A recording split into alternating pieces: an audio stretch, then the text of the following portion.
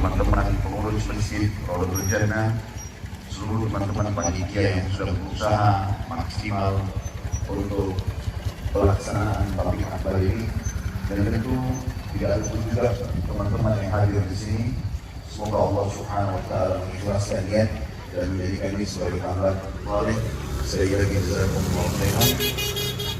Kemudian juga yang kedua saya ingin sampaikan, pada majelis seperti ini teman-teman sekalian, hanya kebetulan saja saya yang duduk di atas meja ini.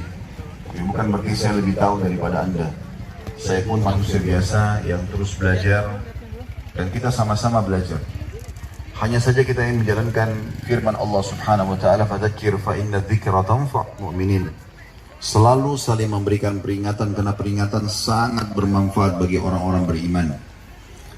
Dan juga para sahabat ridwanullah alaihim, setiap kali mereka ketemu, pasti mereka berkata sebelum berpisah, "Ta'al nu'min usaha." Ayo kita duduk menambah iman kita. Bahkan sering kali mereka sebelum berpisah, juga dihitung jari sahabat yang mati. Dihitung jari. Tidak disebutkan berapa pas jumlahnya, tapi ada beberapa orang yang disebutkan meninggal pada saat itu. Di antaranya ada satu orang dari suku Badui yang baru masuk Islam, kemudian dia syahid, dia mati, dan Nabi SAW mengatakan, siapa yang mau lihat penghuni surga yang belum pernah sujud sekalipun, lihat orang ini. Karena baru syahadat, ikut perang lalu mati. Tapi tidak disebutkan namanya orang ini. Cuma dihitung jari, padahal perang Khaybar itu antara 1.400 pasukan muslim melawan 10.000 pasukan Yahudi. Sedikit yang mati. Begitu terus dengan peperangan yang lain, ya. Sedikit sekali para syuhada. Jadi syuhada ini memang orang mati dalam perang ini orang yang betul-betul tulus. Mungkin Anda bilang, "Ustaz, bagaimana caranya ya orang supaya mau termotivasi mati? Ini nggak gampang ini." Mau menerima, tentu bukan kita pasrah, kita melawan, tapi pada saat musuh tusuk badan kita, musuh tembak kita, atau kita kena bom, bagaimana caranya supaya saya bisa menghadapi itu? Sederhana jawabannya. Coba pahami teman-teman sekalian dan renungi ini. Mati itu dalam Islam satu. Mati dalam Islam itu cuma satu. Ada orang mati ditabrak kereta api, kepalanya hancur. Ada orang tenggelam di lautan, habis badannya dicabik-cabik oleh ikan. Ada orang yang naik pesawat meledak, dan ada orang mati di atas ranjang, tidak apa-apa, tidak sakit, tidak ada kena apa-apa yang menurut mata manusia tidak berbahaya bagi dia. Semua itu dalam Islam melalui satu proses. Itu saja, yaitu sakaratil maut, pencabutan ruh oleh malaikat. Dan Nabi SAW mengatakan, kalau orang mukmin meninggal, maka malaikat maut di ujung kepalanya akan mengatakan, "Hai jiwa yang baik, keluarlah kepada rahmat Tuhanmu." Maka ruhnya keluar lebih mudah daripada keluarnya air dari mulut kendi.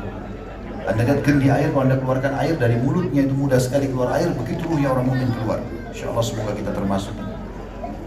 Dan orang kafir maka akan sulit keluar, karena malaikat pun mengatakan, "Hai jiwa yang busuk, keluarlah pada murka Tuhanmu." Maka ruhnya berserakan di tubuhnya, nggak mau keluar. Lalu Nabi SAW menggambarkan, lalu malaikat maut mencabut dengan keras, ibaratnya seperti bulu domba yang dibasahkan, lalu dilihatkan di pohon berduri dan ditarik dengan keras sehingga berantakanlah bulu domba itu. Itu saja. Jadi orang yang ditabrak kereta api nggak lagi bilang, "Aduh kepala saya sakit." Dia cuma lihat malaikat maut cabut ruhnya, jasadnya dia nggak pikir lagi. Orang yang ditusuk musuh, orang yang ditebas lehernya, orang yang meledak di atas pesawat, nggak lagi lihat itu. Itu cara memahaminya. Jadi jangan lihat prosesinya. Makanya para sahabat kenapa mereka termotivasi untuk perang? Karena mereka tahu, mereka pada saat ditusuk musuh ajal datang tidak akan sakit. Seperti itu. Maka orang yang mati syahid ini kedudukannya paling tinggi, mati di medan perang. Tentu ini dengan syarat-syarat dan rukun yang benar ya. Bukan seperti sebagian orang sekarang mengatasnamakan jihad lalu bom sana sini. Ini nggak benar ya, nggak ada dalam Islam. Semua ulama muslim masih membantah masalah ya. Karena namanya bom bunuh diri.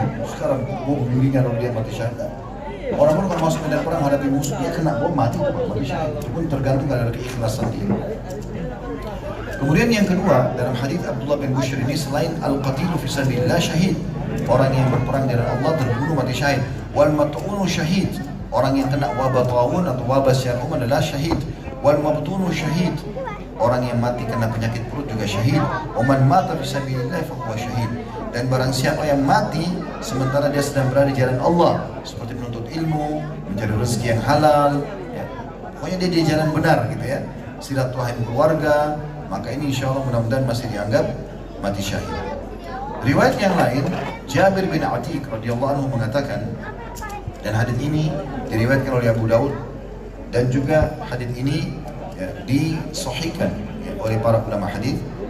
Kata Nabi SAW, "Asy-syahadatu sab'un siwa al-qatl fi sabilillah." Mati syahid ada 7 selain mati di medan perang.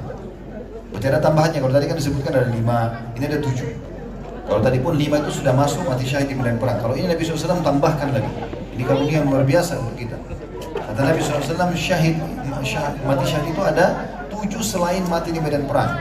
Yang pertama al-mat'un, syahid, orang yang kena wabah maka dia mati syahid. Wal gharib, syahid, orang yang tenggelam mati syahid. Wa sahibu dzatal jambi, syahid, dan orang-orang yang kena penyakit lambung mati syahid. Wal mabtunu, syahid, orang yang kena penyakit di perutnya syahid. Jadi yang pertama adalah orang yang kena wabah, yang kedua orang tenggelam. Kalau dalam hadis ini urutannya orang yang meninggal kena penyakit lambung, kemudian yang keempat orang yang kena penyakit perut secara umum, apapun itu, dia juga syahid. Kemudian kata Nabi SAW, wasahibul hariq, syahid, orang yang mati kebakaran, syahid. Kemudian walladhi yamutu tahtal hadmi, syahid, orang yang meninggal dalam kondisi kena reruntuhan bangunan, syahid. Wal mar'atu tamutu bijum'in, syahid, dan wanita pun yang meninggal dalam kondisi bayi di perutnya atau prosesi melahirkan, syahid. Nah, di sini ada tambahan wanita, ya. Beberapa waktu lalu subhanallah sempat terjadi di Masjid Haram, ya. Itu kejadian yang luar biasa, ya. Antum sempat lihat yang reruntuhan Masjid Haram jatuh. Itu secara struktur, dan itu disampaikan juga oleh para arsitek pada saat itu, kayaknya itu nggak mungkin terjadi. Bangunan sekokoh itu secara hitung-hitungan manusia nggak mungkin rubuh, dijatuhin pun alat berat itu tidak mungkin separah itu. Subhanallah, ditemukan pada saat dibersihkan ada orang meninggal lagi sujud, ada yang pegang Quran dalam kondisi dia ditimpa mati, Quran masih di tangannya, ya. Ada yang lagi pakai baju ihram dan segala macam. Maka subhanallah, saya mengatakan maha suci Allah yang telah memilih siapa yang mati syahid. Mungkin ada di antara mereka yang minta supaya mati di situ. Allah datangkan dan Allah pilih. Subhanallah. Kemudian dalam riwayat yang lain disebutkan oleh Ibnu Anbari, dan Allah Ta'ala wa malaikatahu alaihimus salam yashhaduna lahu bil jannah, wa makna syahid mashhud lahu. Bisa juga makna syahid tidak harus mati di jalan Allah, tapi siapapun yang Allah Ta'ala dan para malaikatnya menyaksikan orang tersebut dengan surga, dapat jaminan surga, maka makna syahid masuk di dalam. Tapi kita minta tulus supaya Allah jangan saya mati biasa, matikan saya dalam kondisi syahid. Dan siapa yang berharap itu tulus dari hatinya, nanti Allah yang pilihkan, maka dia akan mendapatkan derajat nanti di akhirat orang yang mati syahid, walaupun dia mati di atas jalan. Misal antum mati dan Ansar sallama ala Nabi sallallahu alaihi wasallam, maka tiba-tiba datanglah seseorang laki-laki dari Ansar dan mengucapkan salam kepada Nabi sallallahu alaihi wasallam. Maka orang itu berkata, Muhammad, kami tidak pernah jadikan satu orang orang mukmin yang paling afdal, yang paling banyak pahalanya. Ahsanuhum khuluqan. Nabi SAW mengatakan yang paling baik akhlaknya, yang paling santun, yang paling dermawan, yang paling sopan, yang paling maaf, yang paling baik pahalanya. Maka orang ini berpahala lagi. Fa'ayyul mu'minina akyas. Kalau begitu siapa orang mukmin yang paling cerdas? Kita bisa nilai orang ini cerdas dari sini. Maka kata Nabi SAW, qala aktsaruhum lil mauti dzikra wa ahsanuhum lima ba'dahu isti'dada, ulaikal akyas.